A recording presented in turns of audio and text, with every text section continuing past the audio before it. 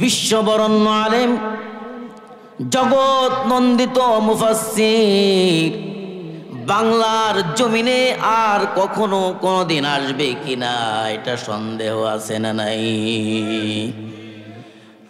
আল্লাহর কোরআনের পাখি, বিশ্ববরণ্য, একটা দেশ না, শুধু বাংলাদেশ না, গোটা পৃথিবীতে যত জায়গায় মুসলমান রাষ্ট্র আছে, মুসলমান দেশ আছে, প্রত্যেকটাই জায়গা আমাদের কোরআনের পাখি ওয়াজ করেছে কি করে নাই? করছে কিনা? সেই কোরআনের পাখি নিজের জন্য জীবনে কোনোদিন বলে নাই। যখন এই কথা বলার জন্য প্যারেড ময়দান শুদ্ধ বড় বড় মাহফিল প্রোগ্রাম করত, সেইখানে 44 জারি করত, শয়তানে ধোঁকা দিত।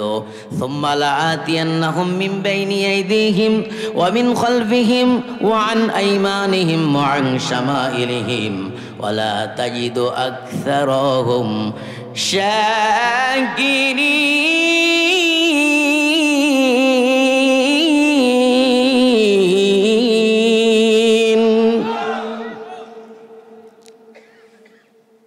আল্লাহ পাক রব্বুল আলামিন বলেন, শয়তান তোমাদের ডান দিক থেকে ধোঁকা দেয়, শয়তান তোমাদের বাম দিকে ধোঁকা দেয়, তোমরা যেন কোরআন না শুনতে পারো, কোরআন শুনে যেন ঈমান গ্রহণ না করতে পারো।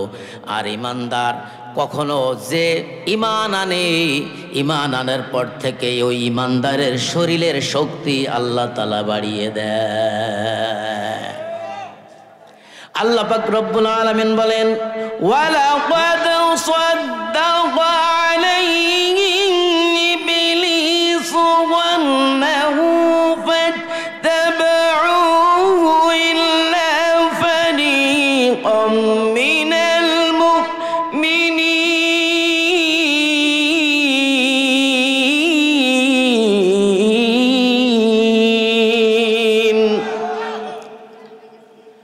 শয়তান তাদেরকে ধোঁকা দিয়ে বোকা বানাই রাখতে পারবে।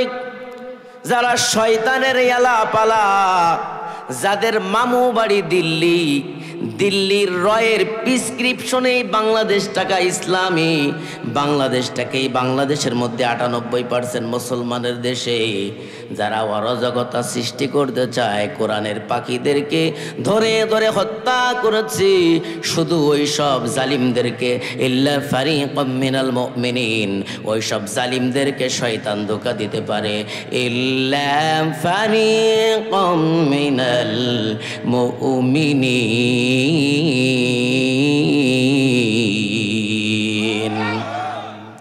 মুমিন যারা, ফারীকাম মিনাল মুমিনিন, মুমিন যারা, এই সব মুমিনদেরকে ধোঁকা দিয়ে বোকা বানায় রাখতে পারে না। এরা দোকানে আড্ডা দেয় না, এরা কোরআনের তাফসীর শোনার জন্য মাহফিলের প্যান্ডেলেই যাবে। এদেরকে কোনোদিন ধোঁকা দিয়ে বোকা বানায় রাখতে পারে না। কথা বলেন ঠিক কিনা? এদেশের মধ্যে ঈমান তো অনেকের আছে, অনেক ইমাম সাহেব বয়ান করে মসজিদের খুতবার মধ্যে, কিন্তু কোনোদিন হক কথা বলে না, দিন কায়েমের আন্দোলনের কথা বলে না, যারে যা চায় তারে তাই দিয়ে মসজিদের ইমামতি ঠেকিয়ে রাখে। কথা বলেন ঠিক কিনা? ওই সব আলেমদের থেকে একজন ছাত্র শিবিরের একটা ছেলে 1000 গুণে সবচাইতে উত্তম। কথা বলেন ঠিক কিনা? এরা 2024 সালে এরা দেখিয়ে দিয়েছে যে মুসলমান কখনো বাতিলের কাছে মাথা নত করে না। এদেশে কোরআনকে স্তব্ধ করার জন্য কোরআনের পাখিকে 13টা বছর জেলখানার মধ্যে রেখেছে। কোরআনের পাখি অনেক আগের একটা বয়ানের মধ্যে বলেছেন, আমাকে যদি জেলের মধ্যে একটাই রাখিয়ে হয়, আমাকে যদি ধরে করে আমাকে হত্যা করা হয়, তাহলে আমার রক্ত 1 বছরের মধ্যেই সব জালিমদেরকে জ্বালিয়ে পুড়িয়ে ধ্বংস করে দিবে। কথা বলেন ঠিক কিনা? আল্লামা দেলোয়ার হোসেন সাঈদী সাহেবকে 14ই আগস্ট তাকে পরিকল্পিতভাবে ভারতের মামুর বাড়ির ওই দাদাদের প্রিসক্রিপশনে আল্লামা কোরআনের পাখিকে, এই জালিম হিটলার, লেডি ফিরাউন কোরআনের পাখিকে পরিকল্পিতভাবে হত্যা করেছে, পরিকল্পিতভাবে হত্যা করেছে। 14 আগস্ট হত্যা করেছে। 1 বছর যায় নাই, কোরআনের পাখির রক্ত জালিমদেরকে জ্বালিয়ে পড়িয়ে 5 আগস্ট এই স্বৈরা শাসককে বাংলার জমিন থেকে বিদায় করে মামু বাড়ি দিল্লি পাঠিয়েছে। কথা কোন ঠিক কিনা? কোরআনের পাখি দেখিয়ে দিয়েছে যে এই দেশে বাতিলের সামনে মাথা নত করতে পারে না।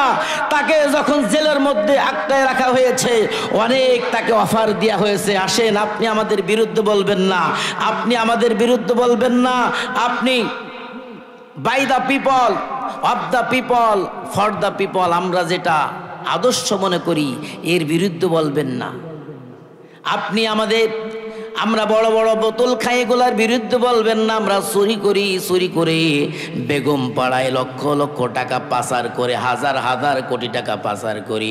কোরআনের আইন যদি এ দেশের মধ্যে চালু হয়ে যায় তাহলে আমাদের হাতগুলো কেটে যাবে, এই বিরুদ্ধে বলবেন না, এর বিনিময়ে আপনাকে বড় মন্ত্রিত্ব পদ দেব।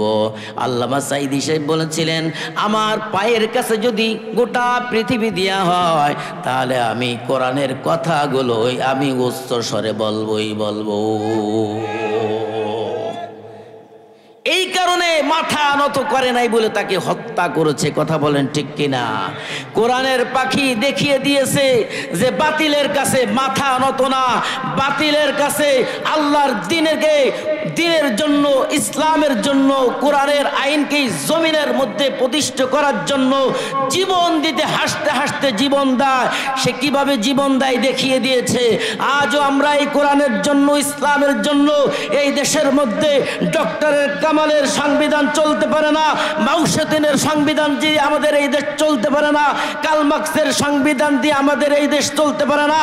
একমাত্র আল্লাহর কোরআনের রাজ কায়েমের জন্য আরেকবার 2024 সালের মধ্যে, 2024 সালে যেমন ছাত্র শিবিরের পোলাপানেরা, দিন প্রিয় ছেলেরা জীবন দিয়েছে, রক্ত দিয়েছে, ওদের মতো আরেকবার কারা কারা আল্লাহর জমিন, আল্লাহর দিন প্রতিষ্ঠার জন্য জীবন দিবেন কারা কারা? একটু হাত উঁচু করে আল্লাহকে দেখায় দেয়।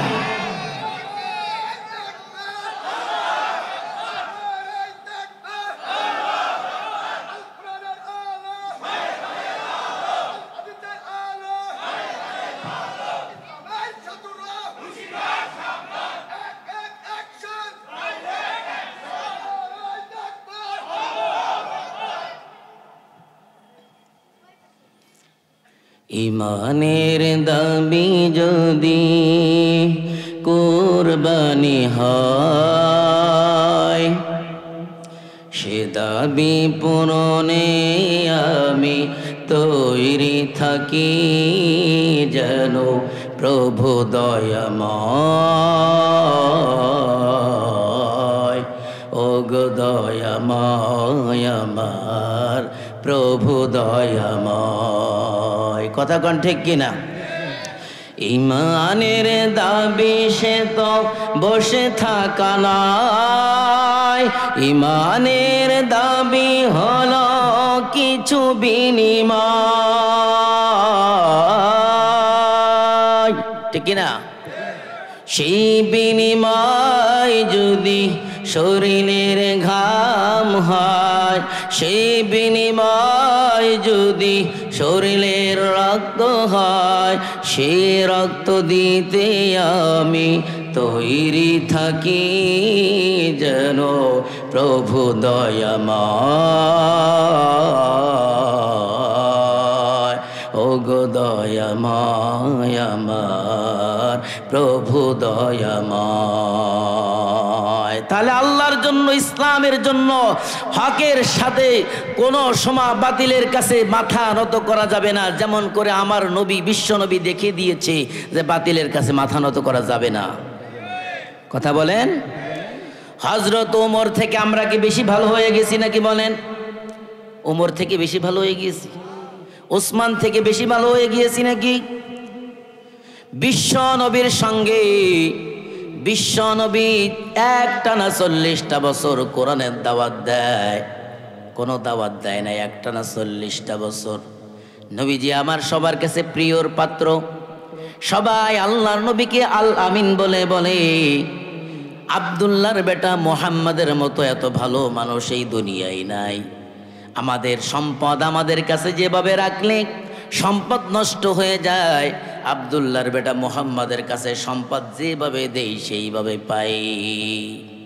একটানা 40টা বছর পর্যন্ত প্রিয় নবীর চরিত্র ভালো ছিল।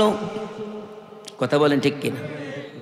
Age a father, is a leader, is a law giver, is a law maker, is a reformer of the society, Mohammad is the superman of the world. সুবহানাল্লাহ বলেন। বিশ্বনবীর চরিত্র ফুলের থেকেও আমরা সম্মান দিতে না জানলে কি হয়েছে? ইংল্যান্ডের মধ্যে একটা জাদুঘর আছে, এই জাদুঘরের সামনে আমার নবীকে সবচেয়ে বড় টিচার, সবচেয়ে বড় ডাক্তার, সবচেয়ে বড় দার্শনিক, বড় সব থেকে আমার নবীকে তারা 1 নম্বর দিয়েছে। সুবহানাল্লাহ। We don't have an central leadership. আমার নবী সারা পৃথিবীর মধ্যে 1 নম্বর, ওয়ানলি ওয়ান। আমার নবীর মতো প্রিয় নেতা, আমার নবীর মতো চরিত্র আর কেউ হইতে পারে না। ঠিক কিনা? 40টা বছর পর্যন্ত কোন বদনাম ছিল না, দুশ্মন ছিল না। 40 বছরের পরে আমার নবীর উপরে যখন ওহী নাজিল হইলেন, আল্লাহ বলেন ইকরা, হে রাসূল আপনি পড়ুন। জিবরিল আমিন নবীকে ডাক দিয়ে বললেন ইকরা, হে রাসূল আপনি পড়ুন। নবীজি বলেন আমি পড়তে জানি না, লাং তারানি, আমি পড়তে জানি না। 3 বার বলার পরে বিশ্ব নবীকে জিবরিল আমিন ডাক দিয়ে বললেন ইকরা বিসমি রাব্বিকাল্লাযী খালাক, হে রাসূল আপনি পড়ুন আপনার প্রভুর নামে, যিনি আপনাকে সৃষ্টি করেছে, সেই প্রভুর নামের পড়া পড়ুন। সুবহানাল্লাহি ওয়া বিহামদিহি। সেই প্রভুর নামের পড়া পড়তে হবে সবাই, ঠিক কি না? তলাবুল ইলমি ফারিদাতুন আলা কুল্লি মুসলিমিন, প্রত্যেক নরনারীর জন্য ইলম শিক্ষা করা ফরজ, ঠিক কি না? এলেম শিক্ষা করা ফরজ। আমার নবী এলেম শিখলেন, এলেম শিখে এখন ঘুমিয়ে আছে। নতুন মানুষকে দেখেছে, জিবরিল আমিনকে দেখে ভয় পেয়ে গেলেন। আল্লাহ পাক রব্বুল আলামিন বিশ্ব নবীকে যখন শুয়ে পড়লেন, শুয়ে থেকে কম্পন হয়ে যাচ্ছে।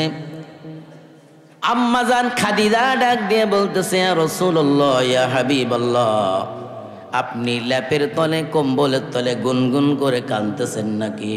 আপনার মায়ের কথা মনে পড়ে গেল নাকি? আপনার বাবার কথা মনে পড়ে গেল নাকি? ইয়া রাসূলুল্লাহ, ইয়া হাবিবাল্লাহ, আপনার কোনো টেনশন নাই, আপনার কোনো চিন্তা নাই। আমি খাদিজা আপনার স্ত্রী, সর্বপ্রথম আপনার হাতে হাত রেখে কালেমা পড়ে মুসলমান হয়ে গেলাম। সুবহানাল্লাহি ওয়া বিহামদিহি। নবীজি কম্বলের তলে গুনগুন করে কাঁপতেছে, শুয়ে রয়েছে। শুয়ে থাকার কোনো সময় নেই। নবীজির কাছে জিবরিল আমিন আবার ডাক দিয়ে বললেন ইয়া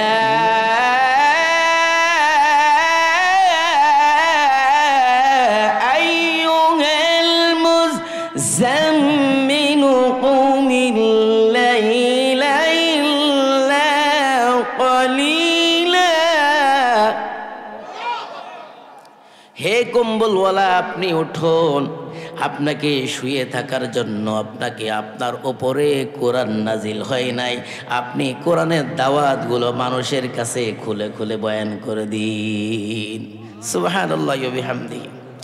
বিশ্ব নবী কোরআনের কথা শুরু করে দিলেন। 1 নম্বরে কোরআনের কথা যারাই বলবে, আল্লাহর কথা যারা বলবে, প্রথমে রাষ্ট্র শক্তি বাধা দেবে। হযরত ইব্রাহিম আলাইহিস সালাম লা ইলাহা ইল্লাল্লাহ বলেছে, সর্বপ্রথম রাষ্ট্র শক্তি বাধা দিয়েছে, ঠিক কিনা? হযরত মুসা আলাইহিস সালাম যখন লা ইলাহা ইল্লাল্লাহ বলেছে, সর্বপ্রথম রাষ্ট্র শক্তি বাধা দিয়েছে। বিশ্ব নবীকেও রাষ্ট্র শক্তি বাধা দিল। আবু জাহেল, উতবা সাহেবার মেজাজ খারাপ হয়ে গিয়েছে। উতবা সাহেবা ডাক দিয়ে বলে, ও মুহাম্মদ তুমি দূর হও, আমাদের বাপদাদার আমাদের বাপদাদার ধর্মের বিরুদ্ধে তুমি নতুন একটা ধর্ম চাপিয়ে দিয়েছো, যে রবকে দেখা যায় না ওই রবের আমরা ইবাদত করতে রাজি না। নাউজুবিল্লাহ। নবীজি দাওয়াত দিতে গেলেন, আবু জাহেল উতবা সাইবা বাধা দিল। নবীজিকে বলল, ও ভাতিজা, তোমার সঙ্গে মারামারির কোনো প্রয়োজন নাই, শোনো তোমাকে একটা কথা বলি, একটা অফার দেই, অফারটা মেনে নেবে নাকি বলো? বলে কি অফার? বলে তুমি যে ধর্ম দাওয়াত দিচ্ছ ঠিক আছে, তোমার কণ্ঠ ভালো, সব কিছু ঠিক আছে, তোমার কণ্ঠ তেলাওয়াত আমরা অনেক শুনি, ভালো লাগে, তুমি যত পারো তেলাওয়াত করবা, তুমি নামাজ পড়বা। আমরা যে ইমামতি করি, বর্তমানে নামাজ পড়ি, এই যে ইমামতি করি আর খুতবা পড়ি আর নামাজ পড়ি খাই, এই জন্য কোরআন নাজিল হয় নাই, শুধু খতমের জন্য কোরআন নাজিল হয় নাই, শুধু তারাবি পড়ে টাকা নেব পকেট ভরের জন্য কোরআন নাজিল হয় নাই। কোরআন হলো একটা সংবিধান। কোরআনটা কি? কোরআনটা কি? কোরআনটা হলো সংবিধান। এই সংবিধান মেনে নিতে হবে। নবীজিকে তার অফার দিল, ও মুহাম্মদ, তোমার দাওয়াত বন্ধ করো, এর বিনিময় চন্দ্র চাও চন্দ্র দেব, সূর্য চাও সূর্য দেব, তুমি যা চাও তাই দেব। নারী চাও, এই মক্কার মধ্যে সর্বশ্রেষ্ঠ সুন্দরী নারী তোমাকে দেওয়া হবে, বিনিময়ে তুমি এই কোরআনের কথা বলতে পারবে না। বিশ্বনবী ডাক দিয়ে বললেন, ও চাচাজান, আমার পায়ের কাছে যদি নারী দেওয়া হয়, গাড়ি দেওয়া হয়, আমার এক হাতে চন্দ্র আর এক হাতে সূর্য যদি দেওয়া হয়, সব কিছু আমার পায়ের তলে মারিয়ে এক আল্লাহর গুণকীর্তন তাসবিহ আমি বলতেই তালে থাকবো। সুবহানাল্লাহি ওয়া বিহামদিহি। আল্লামা সাঈদীকেও তার অফার দিয়েছে। আল্লামা সাঈদী কোরআনের কথা বন্ধ করে নাই আমার নবীজির মতো, ঠিক কি না? যদি বন্ধ করতো, নারী পাইতো, গাড়ি পাইতো, সব কিছু পাইতো, কিন্তু বাতিলের কাছে মাথা নত না করার কারণে বাতিলেরা তাকে লেডি হিটলার ফেরাউন মামু বাড়ি দিল্লি গেছে, কিন্তু আমার কোরআনের পাখিটারে শেষ করে থুয়ে গিয়েছে। কথা বলেন ঠিক কিনা? আমরা বিচারের দাবি জানাই। হাজারো আলেমদের খুনি, হাজারো মানুষদের খুনি, আলেমদের দুশ্মন ওই লেডি হিটলারকে, ফেরাউনকে মামু বাড়ি দিল্লির থেকে ইন্টারপোলের মাধ্যমে, অ্যারেস্টের মাধ্যমে ধরে বঙ্গবন্ধু, ওই যে বঙ্গবন্ধু যে স্টেডিয়াম আছে না, ওই স্টেডিয়ামের সামনে টানায় লটকায় ফাঁসির কাস্টে ঝোলাই মারতে হবে। কথা বলেন ঠিক কিনা? প্রধান উপদেষ্টা শ্রদ্ধা, যত উপদেষ্টা আছে তোমাদেরকে আমি মেসেজ দিচ্ছি, এই কথা এইখানে লাহুরিয়া ডর পড়াই শুধু না, আমার এই কথা গোটা পৃথিবীতে ছড়িয়ে যাবে। কথা বলেন ঠিক কিনা? এই যে দেখছেন মিডিয়ার ভাইয়েরা, ক্যামেরা, এই কথা চলে যাবে। আইন ইমানদার বাতিলের কাছে মাথা নত করতে পারে না। আল্লাহ পাক রব্বুল আলামিন বলেন, যারা আমি আল্লাহর জাহে, আমি আল্লাহর জন্য জীবন দেয়, আমি সবচেয়ে বেশি ভালোবাসি, পছন্দ করি। আমাদের অনেকের পছন্দ হচ্ছে নান, রুটি আর গিরিল, পাইলে ইচ্ছা মতো খাই, ঠিক কিনা? আল্লাহ পাক রব্বুল আলামিন সবচেয়ে বেশি পছন্দ করে ওদেরকে যারা আল্লাহর রাহে, আল্লাহর দিয়া এই সুন্দর মহব্বতের জীবনটা যারা আল্লাহর রাহে দান করে, এদেরকে বেশি পছন্দ করে। সূরাতুস সাফফাতের ৩ নম্বর আয়াতে আল্লাহ পাক রব্বুল আলামিন বলেন, ইন্নাল্লাহা ইউহিব্বুল্লাযীনা ইউকাতিলুনা ফী সাবিলিহি সাফফান কাআন্নাহুম বুনিয়ানুম মারসুস।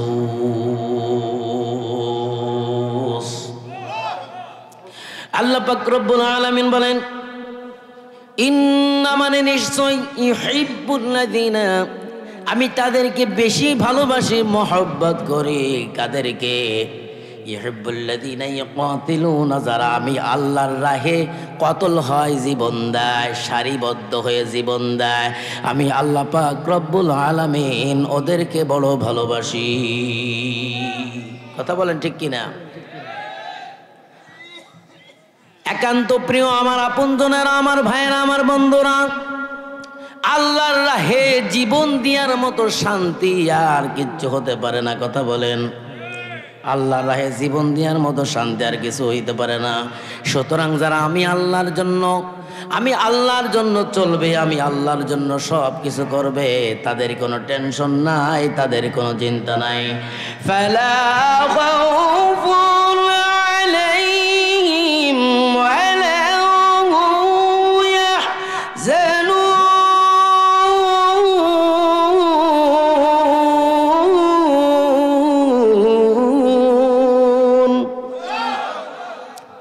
আল্লাহ বলে তাদের কোনো টেনশন নেই, তাদের কোনো চিন্তা নাই। আমি আল্লাহ পাক রব্বুল আলামিন তাদের জন্য হুর জান্নাতের মধ্যে রেখে দিয়েছি।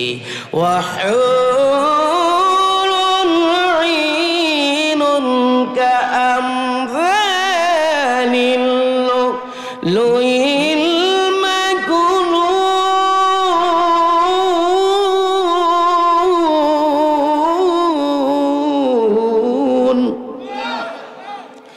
আল্লাহ কয় আমি তাদেরকে হুর রেখে দিয়েছি যারা আমার দুনিয়ায় থাকা অবস্থায় আমি আল্লাহর রাজ কায়েম করার জন্য জীবন দিয়েছে। আমি আল্লাহর রাজ কায়েম করার জন্য জীবন দিয়েছে, তাদের জন্য আমি আল্লাহ পাক রব্বুল আলামিন মহিলার ব্যবস্থা করে রাখছি 70 জন হুর। আল্লাহ পাক রব্বুল আলামিন জান্নাতের মধ্যে হুর দিবে, মহিলা মানুষ সুন্দর বিবি দেবে। পৃথিবীর মধ্যে একজন বিবাহ করার পরে বিবি রাখা যায় না, কষ্ট হয়ে যায়। আল্লাহ তাআলা 70 জন বউ দেবে। একজন বউ আপনার পাও টিপে দিবে, মাথা টিপে দিবে, শরীর টিপে দিবে। কাদের জন্য এগুলো দিবে? যারা কোরআনের হাফেজ হয়েছে, কষ্ট করে নামাজ পড়েছে, রাতের নামাজ, তাহাজ্জুদের নামাজ পড়েছে, এদের জন্যই শুধু এগুলা থাকবে। যারা বেশি কষ্ট করবে তাদের জন্য বেশি শান্তির ব্যবস্থা আল্লাহ পাক রব্বুল আলামিন রাখছে। কথা বলেন ঠিক কিনা? আর এই কথা বলার জন্য এই কথাগুলো নবীজি বলেছেন, কিন্তু আবু জাহেল, উতবা, সাইবারা বিশ্বাস করে নাই। কারা বিশ্বাস করে নাই? তারা বলতেছে মুহাম্মদ যা বলে নিজের থেকেই বলে, আল্লাহ বলতে কেউ নাই, কিচ্ছু নাই। এদেরকে আল্লাহ পাক রব্বুল আলামিন 5টা কসম খেয়ে কথা বলতেছে সূরা তুরের মধ্যে। আল্লাহ পাক রব্বুল আলামিন বলেন ওয়াত-তুরি ওয়া কিতাবিম মাসতুর। কসম, তুর পর্বতের শপথের কসম। তুর পর্বতের কসম খেয়েছে, 2 নম্বর কসম খেয়েছে ওয়া কিতাবিম মাসতুর ওয়ার রাক্কিম মানশুর। আল্লাহ পাক রব্বুল আলামিন কসম খেয়েছে ওয়ার রাক্কিম মানশুর, উন্মুক্ত পাতা, যে পাতা লিপিবদ্ধ আছে ওই পাতার কসম খেয়েছে। ওয়াস-সাকফিল মারফু, সমুন্নত 7 আকাশের কসম খেয়েছে। 3 নম্বর কসম খাইলেন, 4 নম্বর কসম খাইলেন ওয়াল বাহরিল মাসজুর, বিক্ষুব্ধ সাগরমালার আল্লাহ পাক রব্বুল আলামিন 4 নম্বর কসম খেলেন। 5 নম্বর কসম খাইলেন ওয়াল বাহরিল মাসজুর।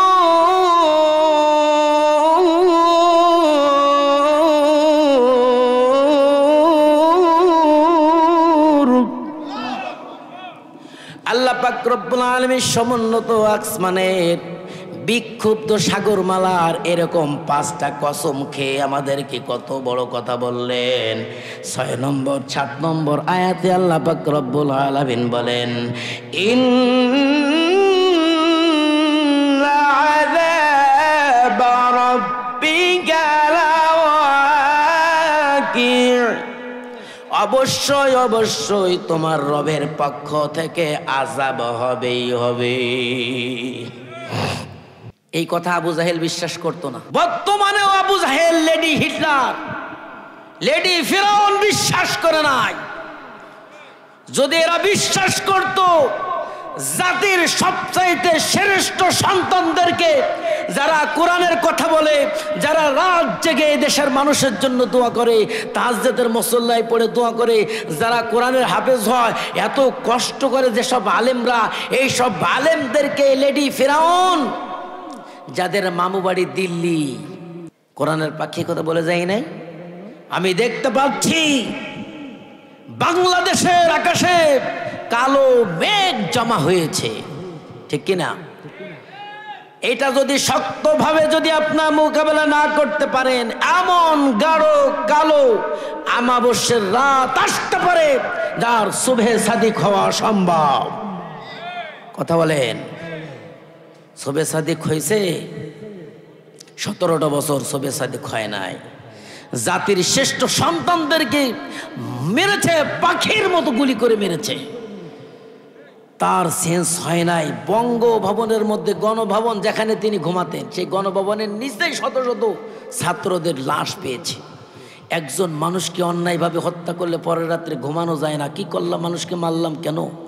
কেন মারলাম? কেন মারলাম? হুয়াই, আমি অপরাধ করেছি। বিবেক নাড়া দেয়।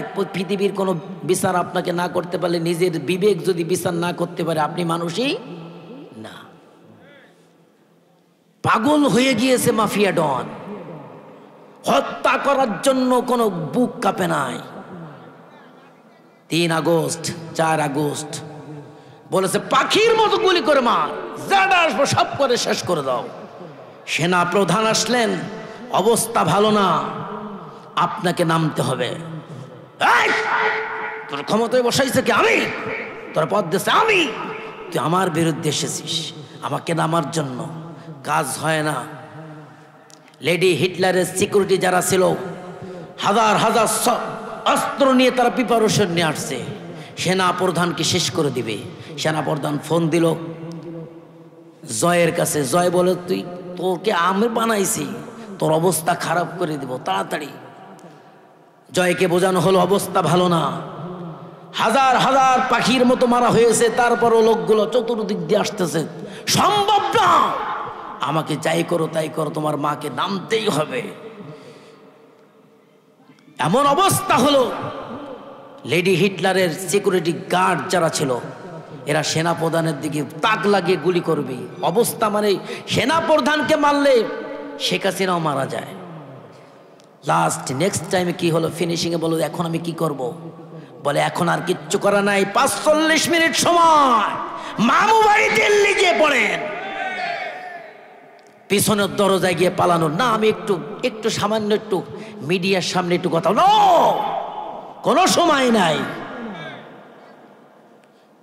আল্লাহ পাক রব্বুল আলামিন, আমরা চেয়েছিলাম পদত্যাগ, আমরা চেয়েছিলাম পদত্যাগ, আর আল্লাহ পাক রব্বুল আলামিন এমন পরিকল্পনাকারী।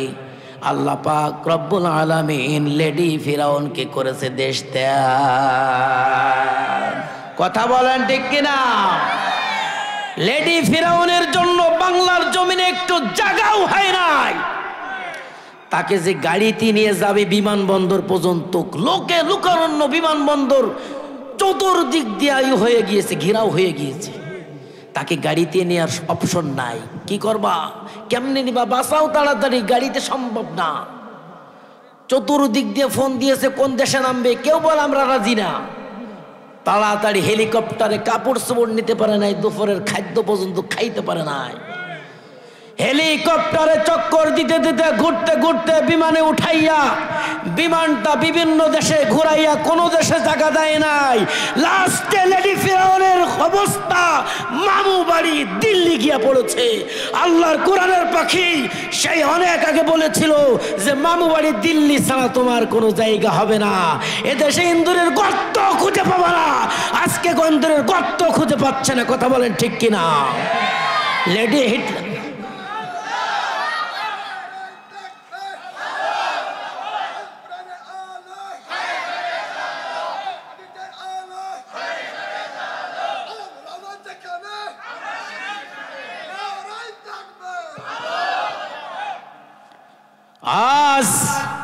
আমরা ফুলের মালা দিতে দেই কোরআনের পাখির জন্য। আমাদের জীবনটা সব সময় ফুলের মালা, জীবন দেয়া মন থেকে কোরআনের মহব্বতে কোরআনের পাখিকে ভালোবাসবো। কথা বলেন ঠিক কিনা? আর লেডি ফিরাউন তোমার দোসরদের জন্য, লেডি ফিরাউনের জন্য এই 18 কোটি মুসলমানের পায়ের জুতা রেডি থাকবে। কথা বলেন ঠিক কিনা? তুমি যে স্বপ্ন দেখতেছো আবার তুমি সুন্দর করে ফুট করে দেশের মধ্যে ঢুকে যাইবা, ঢুকো।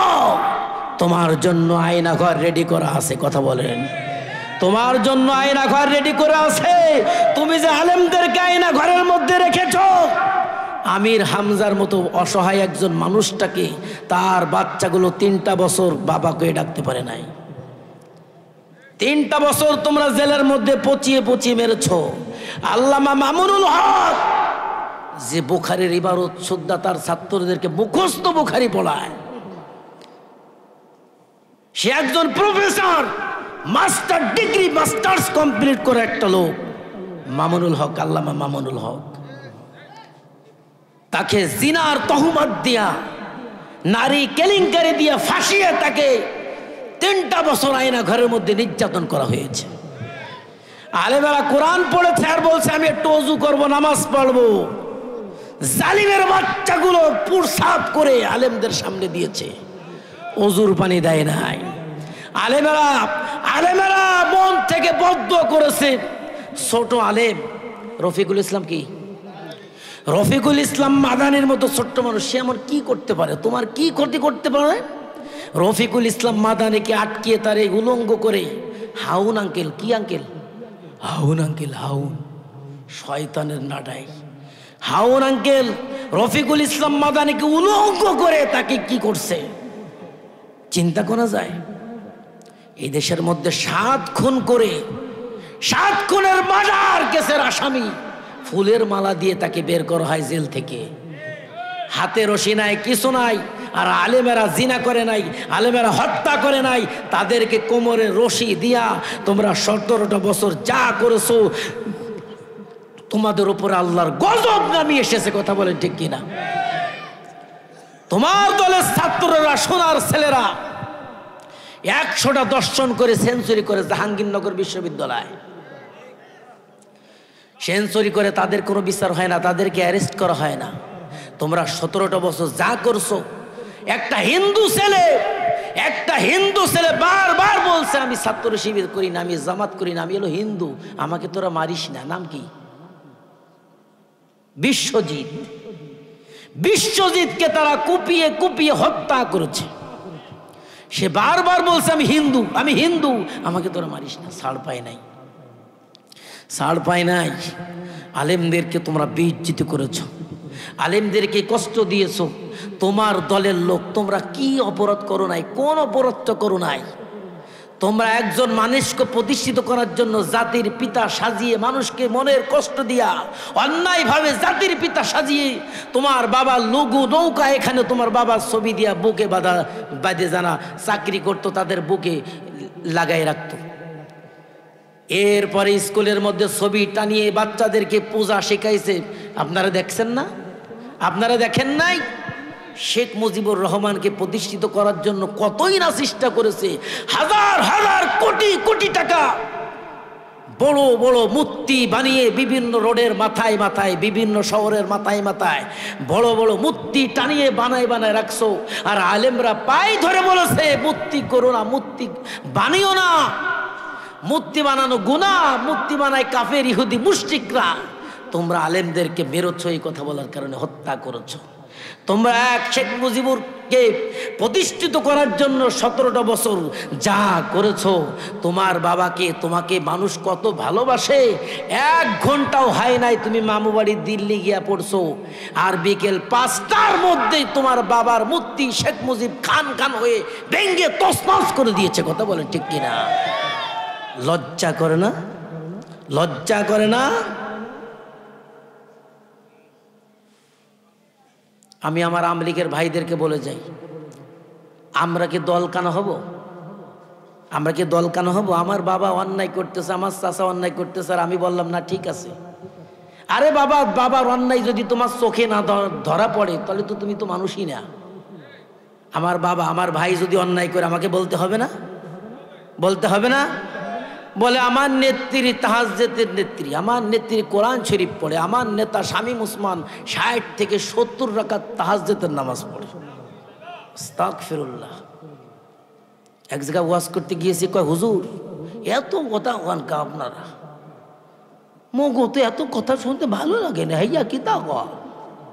হুজুর মদের কথা বলেন, গাঞ্জার বিরুদ্ধে বলেন, সিগারেটের বিরুদ্ধে বলেন, গাঞ্জা খাওয়ার কথা তো আল্লাহ তাআলা বলছে কোরআন শরীফের মধ্যে। আমি বললাম কোথায় বলছে? হুজুর ছোটবেলায় আনাকুম বানাকুম তানাকুমের কায়দা পড়তে গিয়েছিলাম, আল্লাহ তাআলা সেখানেই বলছে যে হুজুর কায়দায় পড়ছে। আমি কই কি পড়ছো? হুজুর গাইন জবর গা, জাল জবর যা, গাজা, খা জবর খা, গাজা খা। তা আমি বললাম তুমি কোরআন শরীফের এই গাজা খাওয়ার কথা কোরআন শরীফে পাইছো না? আরে বেটা তুই ফতোয়া জানুস, আমরা কি জানি না? হুজুর আপনি আবার কি ফতোয়া দেবেন? আমি বললাম আল্লাহ ওইখানেই বলছে গয়েন পেশ গু, খা জবর খা, গু খা। বেটা আমাদের এরকম তাকাই রয়েছে, হুজুর এবার ফতোয়া কোয়ান্তে বাটি চালান দিয়ে পাইলেন। আমি তুই ফতোয়া দিতে পারো, আমরা পারি না? এমন ব্যাককল আছে না? শামীম ওসমান 70 রাকাত নামাজ পড়ে, একদিন ভিডিওতে দেখলাম এরকম নামাজ পড়তে।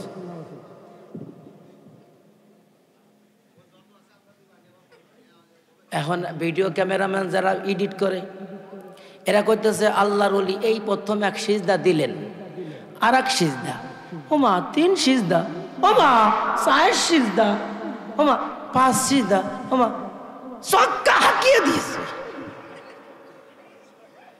তুমি ওই গাঞ্জাখোরের মতো ফতোয়া দিয়ে তাহাজ্জুদ 60 রাকাত 70 রাকাত নামাজ পড়ো, আর রাতের অন্ধকারে আলেমদেরকে মারো, হত্যা করো, খুন করো।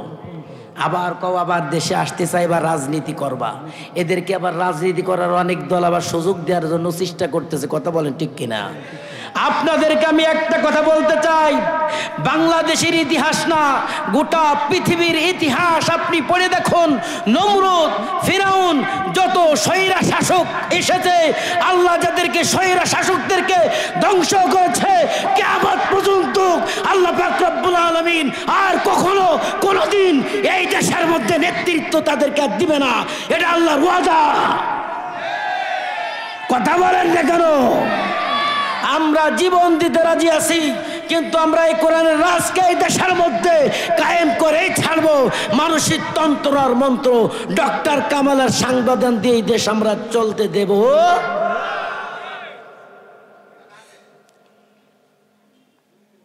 আপনি ঘুমিয়ে রয়েছেন, কিন্তু কোরআনের দোসরেরা, ইসলামের দোসরেরা ঘুমিয়ে নাই।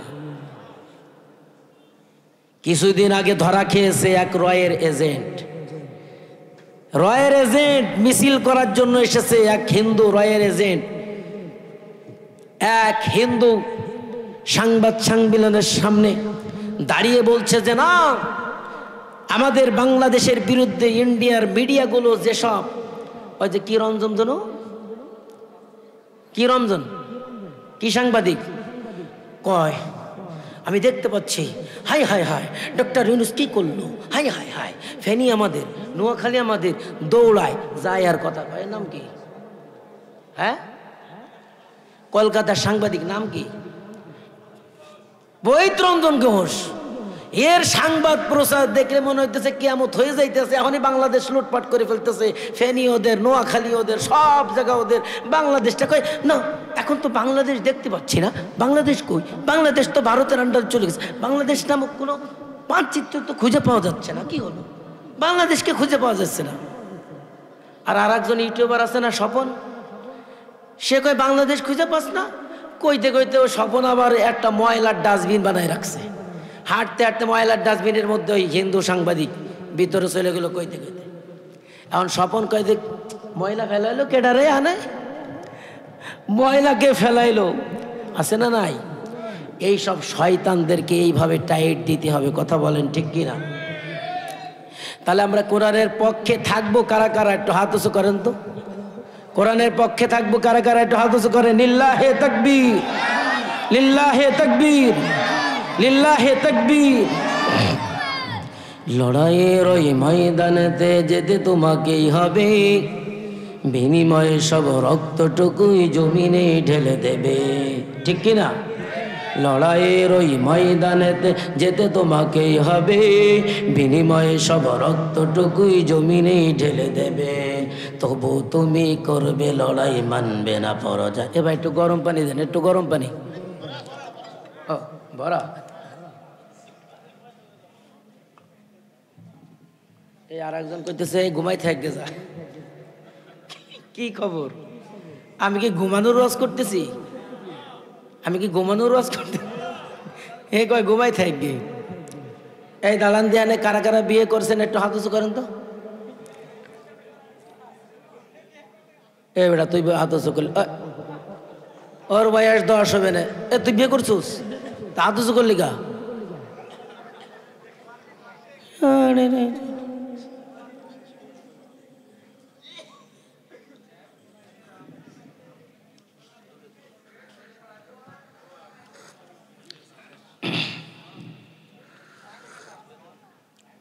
আর একজনকে চা কমাই খান। আমার গলা বাইরে হচ্ছে না, একটু চা না খেলে তো কথা বের হচ্ছে না।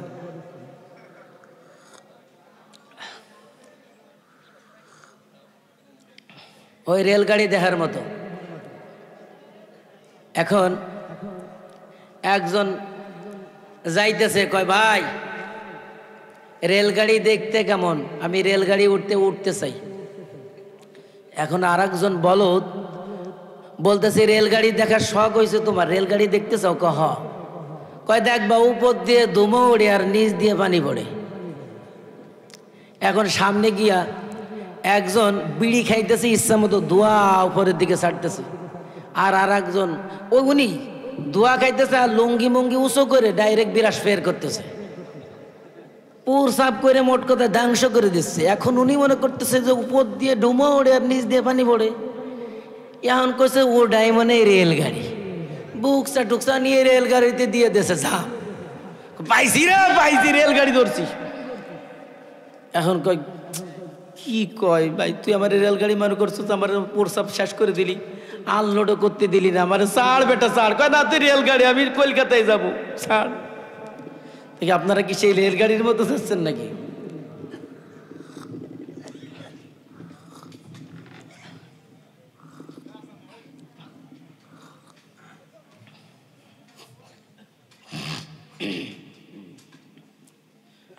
আল্লাহু আকবার, আল্লাহু আকবার। লড়াইয়ের ওই ময়দানেতে যেতে তোমাকেই হবে, বিনিময়ে সব রক্তটুকুই জমিনে ঢেলে দেবে। কথা বলেন ঠিক কিনা? লড়াইয়ের ওই ময়দানেতে যেতে তোমাকেই হবে, বিনিময়ে সব রক্তটুকুই জমিনে ঢেলে দেবে। তবু তুমি করবে লড়াই, মানবে না পরাজয়। তবু তুমি করবে লড়াই, মানবে না পরাজয়।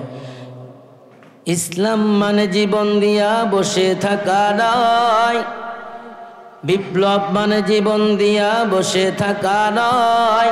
তা কোনো দিন আসবে না রে, কর যদি ভয়। বিপ্লব মানে জীবন দিয়া বসে থাকা নয়, তা কোনো দিন আসবে না রে, কর যদি ভয়।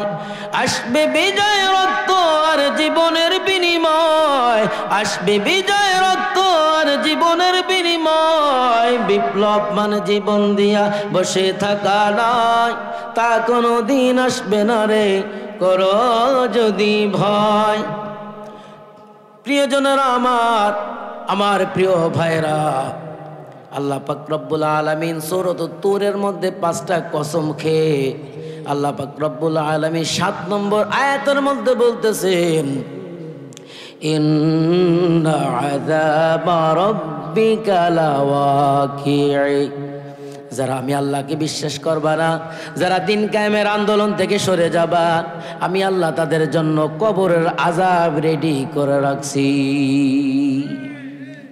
তাহলে কসম খেয়েছেন, কসম খাওয়ার পরে দামি কথা হয়।